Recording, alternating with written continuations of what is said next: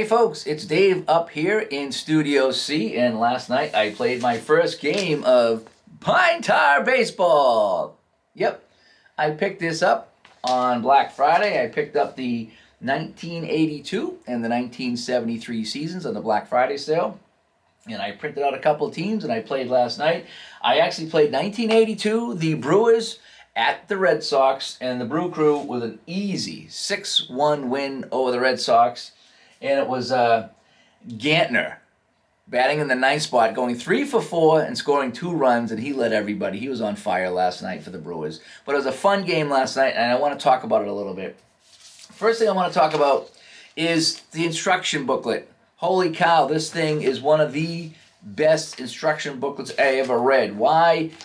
2 reasons. One is they have pictures, and as other people talked about here on YouTube, men like pictures, guys like pictures. It's like a picture menu.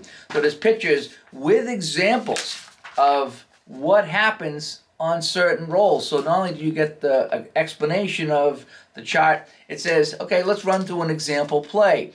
That really, really helps you learn the game, is when you get a visual here plus an actual sample. So sometimes you don't quite get what they're saying, but once you read the sample play, you're like, oh, okay, now I get how the thing is supposed to flow.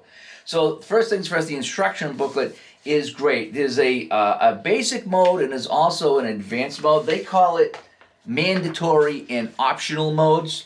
I just stuck with the basic mode last night to kind of get my feet wet in this game, and it went very, very well. How you play the game is you can use 2 dice or 4 dice. Okay, so I use 2 10-sided dice. You roll, you get a number. You look at the batter card, which I'll show you in a minute, and that gives you the result. It even tells you where the ball was hit using this set of dice here, and that's your play. If you have to roll again, sometimes you have to roll again for an error check or something like that. Then you would need a 3rd die. So for errors, you need to roll again, and using the blue die to tell you, okay, this tells you what fielder it is, and this tells you what happened on the play, if it's an error or not. There is an option to use 4 dice, where you would roll red, white, and blue on 10-sided and a 6-sided die. And if the 6-sided die was odd, you would ignore the blue and use the red. If the 6-sided die was even, you would ignore the red and use the blue to determine your at-bat. I found that a little redundant. There's probably reasons why it was done like that, and I'm not doubting the science behind it. But for me, I found that if I'm going to roll an extra die and then pull a die out, that's just too much work for me, and it's going to be more confusing on my first playthrough. So I put away the blue, and I just go the 2 10-sided dice, and for me that was fine playing the basic mode last night. So again, so you roll your die, you check your batter card, and you see what happens on the play. What's neat about the dice here and how they determine where it goes is that whatever dice you roll here, so I just rolled a 92, well, that would be an out anyway. So if I roll something small here, like a 43, it goes to center field. So anytime something's in play, and I'm rolling all high right now, so let's just say I rolled a 40, center field. If I rolled a 10, it's center field. 11 to 15 is right field. So anytime you get a hit or any kind of something that's in play, it shows you where the ball was hit. And I like that. I like to visualize what happened on the play. And then also helps out when you're tagging up and things like that. Because sometimes if it's a generic out, at least you know where it went. So these 2 charts, that's all you need. You don't need anything else. You just need the batter card, the pitcher card, and these 2 charts. It's real simple. There's a rare table chart in here that I haven't used yet that comes into play once, maybe twice a game. That's the only other chart in the game. These are all laid out really nice. You know exactly what happens. When it's a ground ball, you use the white die. You see where it went, and the white die determines what happens. Is it a double play? Is it a force out? Does the runner on third hold? There's all these charts for a ground ball right here, and they're small. They're small. It's right to the point. It's really cool. It's nice and easy. A guy like me could really follow this game here. I had no problems following anything last night. I did have to email Facebook somebody last night, ask a couple of questions, basically confirming what I thought was right, and every time I actually was, he was confirming what I thought was right. But everything flows here from the cards to the chart. I didn't get stuck at all. The only time I got stuck, and the only thing I found in this rule book that didn't specify things down to a T was the tag up. There's a generic tag up table, so depending where the ball is hit into the outfield, you look to see what base you're on, and that'll tell you your tag up number. So in other words, if I'm on third base and it's hit the left field, I got a 70% chance of scoring. So I roll the die. If it's 70 or less, I score. If I roll 77, 88, or 99, I'm out. Okay? What I wasn't sure of is that if I rolled over 70, but not 77, 88, or 99, what happens? Does he just hold? I kind of guessed he just held, and I was correct on that. So that's the only thing that didn't spell out exactly. It didn't say that if you're not in range and it's not an out, that means he holds. Okay, that's the only thing it didn't spell out to a T, but it was easy enough to figure out. Let's see, what else do I want to talk? Oh, let me show you the team cards here. Okay, so again, you start off looking at the batter, and so I'll show you some of the Brewers here. So we start with the batter card here, and again, it's a 0 to 99 roll. So you look over here, 0 to 99, it tells you what happened. The only thing that changes is that if you need to go to the pitcher card, the pitcher has a grade. Okay, looking at the card here, you see how Vukovic in the middle there, he's got a couple of grades. Away, he's a C/C, and home, he's a B/B. Now, if I was playing with Mike Caldwell, and he was playing in Fenway last night, he's a D/E. How this works is if you roll these die here, you get your batter roll. If it's a multiple of 5 or 0, so up to 50. So follow this. 0, 5, 10, 15, 20, 25, 30, 35, 40, 45, 50. If you get any of those rolls, you refer to the pitcher grade and you go to the pitcher modification table. So that's where the pitchers come into play, is on those rolls there of 0 or 5. If the white die ends in 0 or 5, all the way up and including 50, you go to the chart here. Now how that comes into play is I rolled a 00 last night, and that was going to be a home run until I checked the pitcher rating, and it turned a home run into, I think it was a single or a double, because the pitcher had a good rating. A bad pitcher could turn a single into a double or a strikeout into a walk, if you follow that. So that's how the pitcher rating comes into play, is when a factor of 0 or 5 come up on the dice here. And as confusing as that is, it wasn't. Even a guy like me, I rolled the dice and I was like, okay, yep, that's a 15, it's a 0, it's a 10, it's a 25. I need to go to the pitcher modifier card. It was really, really a piece of cake.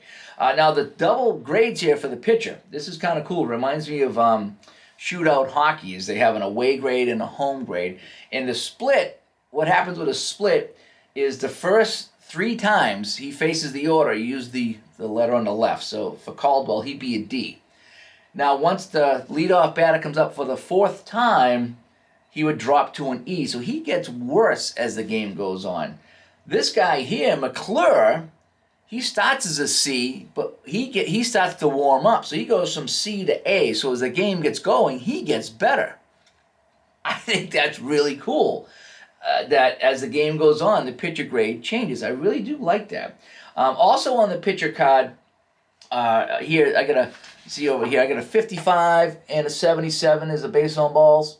Okay, so that overrides everything here. So sometimes on pitchers cards, you gotta, if you get this, it's a base on balls. This guy here, Raleigh Fingers, down in the corner here, Raleigh Fingers. You can see over here on a 55 to 60 or 77, he gets a strikeout. So he's a closer, and Raleigh Fingers comes in and does some nasty damage late in the game. So again, that would override anything. So the pitchers come into play, but it's not your typical check the pitcher first, check the batter first, see what happens. So you actually, I guess you would look pitcher card first for the special stuff. If it's not there, you go to the batter card. And if you get a roll of a 0 or a 5, then you go back to the modification table here. It flows. It's easy. It flows. It's fun. I had a good time last night. I played a little bit of the advanced mode. Again, it's mandatory mode and optional mode is what it's called here. I call it basic and advanced. It's just what I do. I played mostly basic. I played a little bit of the advanced mode, especially when it came to throwing out a runner at home.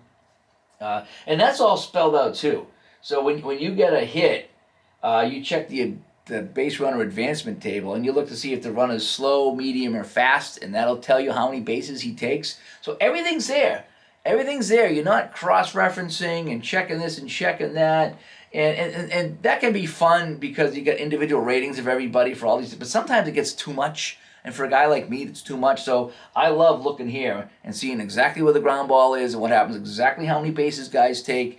And again, there is I have a chance to throw out runners, so I can check the outfielder arm and see if they gun him down at the plate. I did check that a couple times last night, so I did work in a couple advanced rules, and it was really fun. So all in all, I really enjoyed Pine Tar Baseball. I do have a couple of gripes. Okay, I do have a couple of gripes. One gripe is they don't have enough seasons in my wheelhouse. I picked up 73 and 82, and that's all they really have that I want to play. Personal opinion only. Okay, just that's my personal opinion. I prefer to play, 75 to 85, and so there's only really one season in there, 82, that I can play. It seems like it's geared towards like a greatest teams type of game. So if you wanted to play, the 40s this against the 60s this, then it's a game for you. Me, as you know, I like to play the oddball teams. I want to play the worst team in the league against a medium team just because that's what I like to do. I mean, everybody plays the top teams, as I talked about on the show. I like to play everybody. I like to play middle teams, bottom teams. Maybe there's a guy that played for a crazy team that I want to play. So I like to get a full season and have access to everybody in that season rather than your greatest teams. But I guess that's what people want to play, so that's what they're geared to. So one of my gripes is that I do wish that they have more seasons, in my wheelhouse. That's just for me personally. The other gripe is the player cards here. Each team has 4 sheets, okay? Now, I put them on front and back, but if you wanted to cut them, you'd obviously print them on one sheet, and you could cut these up, and there'd be no problem. But I don't like how there's colors in the background. Now, not so much on Milwaukee, but on Boston, see how much red there is on there? I really like to, when I look at a card, I want to have the black with a white background. For me, it's easier to see with my eyes. I can get the numbers better. Now, these colors are really light, so I can see the numbers easy here. But there's a couple of blues in there for a couple of teams that are like, boy, it makes it difficult to see, and it chews up a lot of ink. So I kind of wish that they had some of the colors in here, like some of the reds in here, and for the trim and stuff, but I don't need red all the way down here. And I don't need, the tan all the way over here. I think that uses up a lot of ink, and I think it just it makes it a little more difficult to read. Again, just kind of my personal preferences here. Not a game changer, not a game wrecker by any means, but if I had my choice, I would go just, give me the option of just, having a white background with I like the colors. Don't get me wrong, I love colors on my cards, but use it as a trim. And that way I don't gotta use so much ink when I print, and it's easier for me to see. But as far as I know, those are my only 2 gripes about the game, and they have nothing to do with the gameplay at all. So anyway, hey, I'm Dave from Studio C, and that's a first look at our first impressions of Pine Tar Baseball. And no doubt I will be getting some Pine Tar up on the channel very soon. Again, I enjoyed it immensely last night. My first playthrough went well. No issues at all, and I can't wait to play it some more. So I'm Dave. We'll talk to everybody later. Bye-bye.